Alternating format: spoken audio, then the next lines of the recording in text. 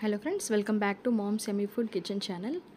Today మన recipe కొబ్బరి పచ్చడి, టమాటా కొబ్బరి పచ్చడి. ఈ టమాటా కొబ్బరి పచ్చడిని టిఫిన్స్లో కానీ రైస్లో కానీ చాలా బాగుంటుంది, చాలా టేస్టీగా ఉంటుంది. దాన్ని ఎలా తయారు చేయాలో చూద్దాము. దానికోసం ముందుగా స్టవ్ ఆన్ చేసుకొని స్టవ్ మీద ఒక ప్యాన్ పెట్టుకోవాలి. ప్యాన్ కాస్త హీట్ అయిన తర్వాత అందులో 2 స్పూన్స్ వరకు ఆయిల్ వేసుకోవాలి. ఆయిల్ని కాస్త హీట్ అవ్వనివ్వాలి. ఆయిల్ హీట్ అయిన తర్వాత ఇందులో పచ్చిమిరపకాయలను 4 పచ్చిమిరపకాయలను రెండు ముక్కల్లాగా కట్ చేసుకొని వేయించుకోవాలి.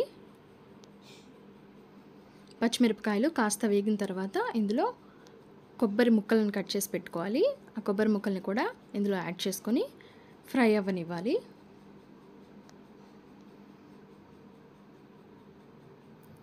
కొబ్బరి ముక్కలు అనేవి మాడిపోకుండా స్టవ్ని మీడియం ఫ్లేమ్లో ఉంచి గరిటెతో అటు ఇటు కదుపుతూ ఉండాలి, లేకపోతే ముక్కలు అనేవి మాడిపోతాయి.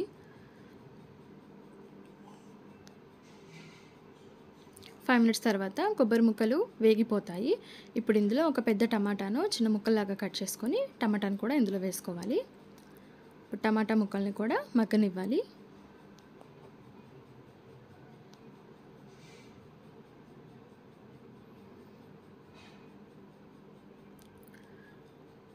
నెక్స్ట్ దానిని ఫ్యాన్ కింద పెట్టి చల్లారనివ్వాలి. అదే ప్యాన్లో 2 స్పూన్స్ వరకు పల్లీలను వేసుకోవాలి. పల్లీలను కూడా వేయించుకోవాలి.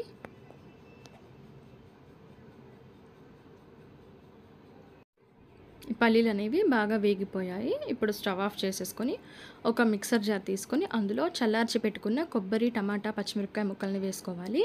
నెక్స్ట్ ఇందులో ఫ్రై చేసుకున్న పల్లీలను కూడా యాడ్ చేసుకోవాలి. నెక్స్ట్ కొంచెం చింతపండు, 2 స్పూన్స్ సాల్ట్, పావు గ్లాస్ వరకు వాటర్ని యాడ్ చేసుకొని దీనిని మిక్సీ వేసుకోవాలి. నెక్స్ట్ స్టవ్ మీద అదే ప్యాన్లో 3 స్పూన్స్ వరకు ఆయిల్ తీసుకొని ఇందులో తాలింపు గింజలు 1 స్పూన్ వరకు వేసుకోవాలి. నెక్స్ట్ ఇందులో ఒక రెమ్మ కరివేపాకు వేసుకొని తాలింపుని చిటపటలాడనివ్వాలి. నెక్స్ట్ ఇందులో కొద్దిగా కొత్తిమీర కూడా కట్ చేసుకొని వేసుకోవాలి.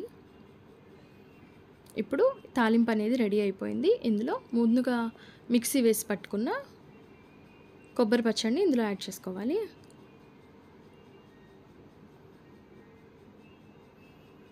తాలింపు అనేది కొబ్బరి పచ్చడికి బాగా పట్టే విధంగా మిక్స్ చేసుకోవాలి.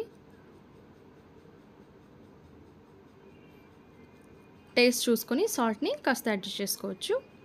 అంతేనండి, మన కొబ్బరి టమాటా పచ్చడి అనేది రెడీ అయిపోయింది. దీనిని నేను ఇడ్లీలో యూస్ చేస్తున్నాను. చాలా అంటే చాలా టేస్టీగా అండ్ యమ్మీగా ఉంటుంది. రైస్లో కూడా చాలా బాగుంటుంది. ఇది మనకు 3 to 4 డేస్ వరకు బాగుంటుంది. అంతేనండి, మీకు కనుక నా రెసిపీ నచ్చినట్లయితే నా ఛానల్ని తప్పకుండా సబ్స్క్రైబ్ చేసుకోండి.